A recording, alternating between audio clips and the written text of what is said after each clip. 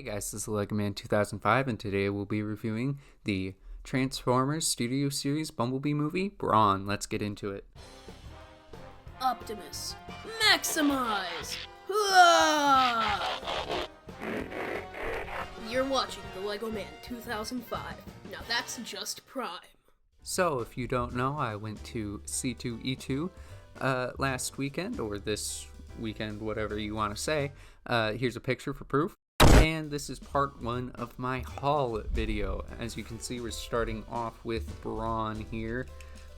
In his vehicle mode, he looks very, very nice. Nice Cybertronian whatever thingy. There's a couple of accessories, or one accessory that you can say that confirms what he is. You just flip up this part right here and take the drill accessory, plonk that right there, and now he's a mining vehicle. Yay for mining. Only big problem with the vehicle mode is that it has a big hole right here, and you can see his head right through there. You could also say that it's a portable toilet because of the big hole, so yeah. Very nice. Let's get in close up here on the details. Very nice all around. Lovely mechanical detail, especially on here and here. Those will be more apparent in the robot mode. Very nice painted wheels. Obviously the front ones aren't painted because they're covered up. Yeah, you can see the grill there, and that's the part that flips up. So you can have the port. If you don't want the port, you can just have the grill. I personally like it better without the drill part, so yeah. Very, very cool guy. And for size comparison, here he is next to Cheetor.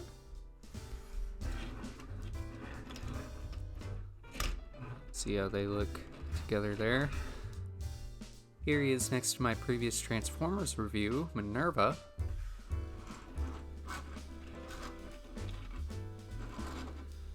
Very similar in size. Here he is next to a Lego minifigure. And here he is next to my previous review, Black Series Clone Trooper. For accessories, Brawn comes with the previously mentioned drill piece. It's very nice. Silver and detail all around. See that? And a standardized blaster. Not the same mold as a ratchet or wheeljack, but very similar. The drill can attach via a peg and port in the top, like that, or in the front if you want to have a I don't know what you call it, the stabby things on guns that they used to have. Yeah. But yeah, that's basically it for accessories. So let's get down to transformation.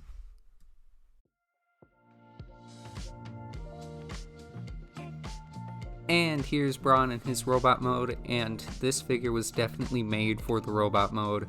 As you can see, very little kibble. If you want to count this cockpit piece as kibble, then sure, or the wheels, but I don't really count the wheels.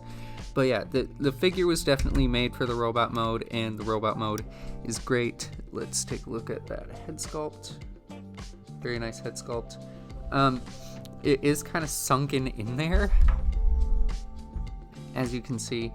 But if you look, there are some nice blue eyes in there and a weird mouth or lack thereof. Yeah, but his very big helmet dome, very juggernaut-ish. I like this big collar piece they have going on here. The arms are pretty good. Very nicely painted silver right here. And as you can see, all this mechanical detail that I was talking about that really comes to life in the robot mode. Just really, really nice. Love the mechanical detail on the legs. I would have liked this to be painted, but I guess you can paint it yourself if you're that bummed about it. Mine does have a split right here in the waist section. Yeah, whatever. Very nice Autobot symbol right there. And lovely mechanical detail. You can see a patch of green right there. Same on the arms. Yeah, really, really nice. He can hold his accessories. This is his gun. He can hold it in his hand right here. Very nice. He can also store it on his back via this peg or this peg on the side, which I believe it's mostly used for. Yeah, it looks alright. Yeah, it's mainly for holding, and he can also hold his drill like a big ice cream cone. Yeah, and that can also store on the back. There you go. Looks horrible. So let's take it off. For articulation, Brawn has a swivel at the head. I don't think it's a ball joint because I'm not getting much up and down or side to side. So it's just swivel at the head. It can look not very far anywhere. He has a ball joint at the arm, which allows him to do a full 360 and in and out. A swivel, the bicep, but it's not really good because this cutout is kind of cut out at the wrong spot, so it just kind of clashes into everything. So it's useful, but not that useful. Double jointed arm, elbow, you can see there, so he can shake it. He shakes fists at skies above. Wrist swivel, waist swivel. The legs are on a universal joint, so they can move up that far, back that far. You can kind of do the splits a little bit. Thigh swivel right here. Single knee joint, although if you want to use transformation hinge, break his leg. So toe hinge and ankle pivot. So very well articulated. This guy is just a really fun figure to mess around with. Not so much to transform, although his transformation is pretty satisfying.